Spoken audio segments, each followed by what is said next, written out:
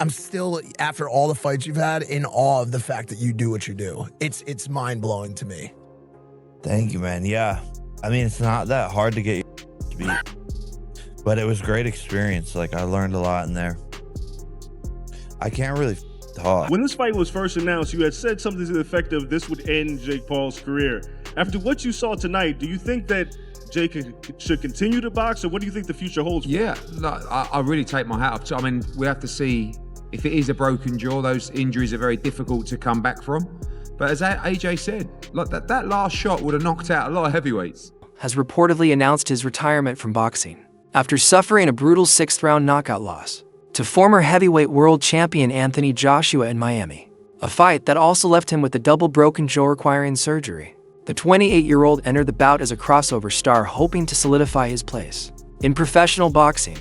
Instead, Joshua's devastating right hand brought the fight to an abrupt end and sparked serious doubts about Paul's future inside the ring. 2 rounds for sure, and then he won 2, and then I got dropped.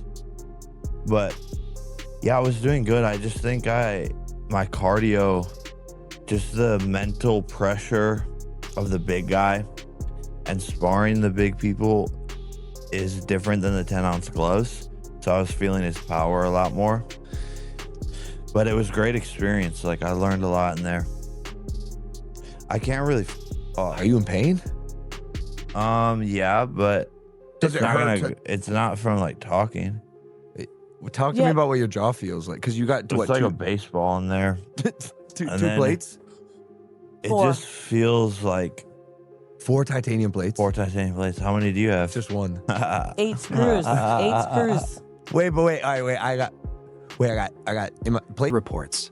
Paul has grown weary of absorbing heavy punishment and is now weighing the possibility of stepping away from boxing following the violent knockout. The fight saw Paul drop multiple times before sustaining a double fractured jaw that required surgical intervention. Taking such damage at the hands of one of boxing's most accomplished heavyweights has intensified speculation about whether Paul should continue competing at this level. I'm getting hit in the face every single day while I could be playing soccer in Saudi. I'm friends with the Saudis slash football. Back in the day? I was on the A team in 7th grade. I have a really good kick. I can run fast, and I'll knock out everyone that with us. Please give me a Billy. Eddie Hearn stood by his earlier prediction, but adopted a more somber tone in the aftermath. Addressing his comment that the fight could effectively end Jake Paul's boxing ambitions, Hearn said the result unfortunately supported that view. He explained that injuries like a broken jaw are not only physically painful, but mentally difficult to overcome, particularly for a fighter still developing at the highest level. Time away from sparring, fear of re-injury, and the loss of timing can permanently change a boxer's path.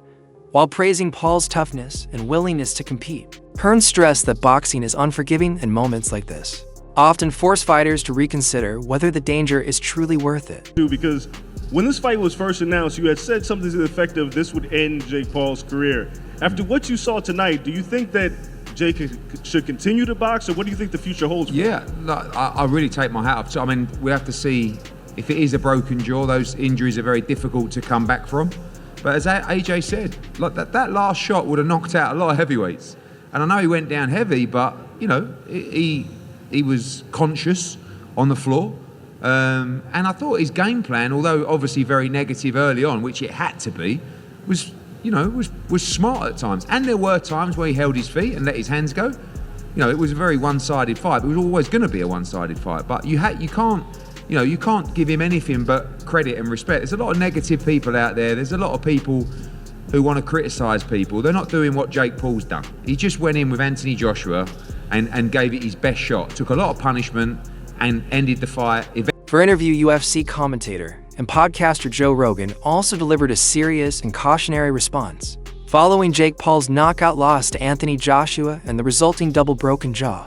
Rogan urged the influencer-turned-boxer to carefully consider the long-term consequences of continuing his boxing career. He emphasized that absorbing heavy shots from an elite heavyweight carries risks far beyond immediate injuries, warning that there is often a lasting price fighters pay that simply isn't worth it. Rogan described the final punch as having the impact of multiple blows at once, illustrating how rapidly damage can accumulate. His message extended beyond this single fight, serving as a broader warning that repeated punishment at a high level can have permanent effects and that Paul should seriously question whether continuing is worth the risk. That guy did great for someone who's been boxing for like less than a decade. He has had no real professional opponents other than Tommy Fury that were legitimate world-class boxers. I don't even remember what happened in the Tommy. He lost a close decision, but it was a good fight. It was a good fight, though. He's a good boxer. If he wasn't a YouTuber, people would be way more impressed with him. Yeah. The problem is he was like a famous kid, and then no one took him seriously. Yeah. But and then he started too with like more spectacle-ish fights. People were like, "Oh, this is your." He fought, Nate Robinson, like a basketball player. But the thing is, he knocked Nate Robinson He knocked him the dead. fuck out. And yeah. it's the way he did it that I was trying to tell people. I'm like, no.